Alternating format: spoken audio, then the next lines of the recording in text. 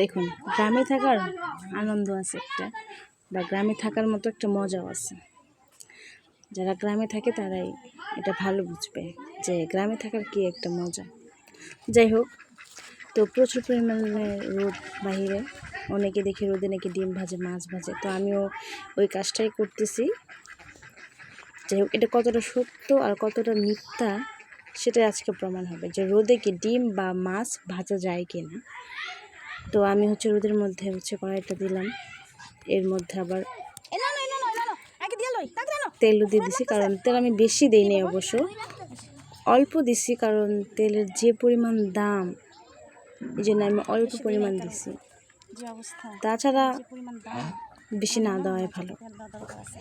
তো অনেকক্ষণ রাখার পরে এই দেখেন মাছ, অনেক দামি মাছ, কিন্তু দেখেন কয়টা বাজে। আর আমার হাঁসগুলো দেখেন কীভাবে খাচ্ছে, ওরা পানি খাচ্ছে। যে রোদ, ওদেরও গলা শুকায় গেছে। এই যে দেখুন, মানে গ্রামে আসলে অনেকটা ভালো লাগে, অনেক কিছু, অনেক পরিবেশ। এই যে দেখুন, আমার কড়াইটা রোদ দিয়ে রাখছে অনেকক্ষণ হলো। তো আমি দিকে আকাশের একটু ভিডিও করতেছিলাম, যে এত পরিমাণ রোদ হচ্ছে, একটু আকাশটার ভিডিও করি। এই যে দেখুন, আমার ভাইস্তার আর সহ্য হচ্ছিল না, এর মধ্যে আবার প্রায় 3 ঘন্টা পর ও মাছ দিয়ে দিছে, বলতেছে আর কত হয়েছে এবার দেখো।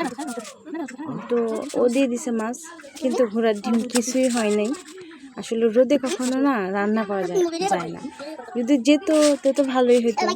তো যাই হোক, কিছুই হয় নাই। মানুষ যে রোদে রান্না করে, এটা ভুয়া, এটা তার প্রমাণ। দেখুন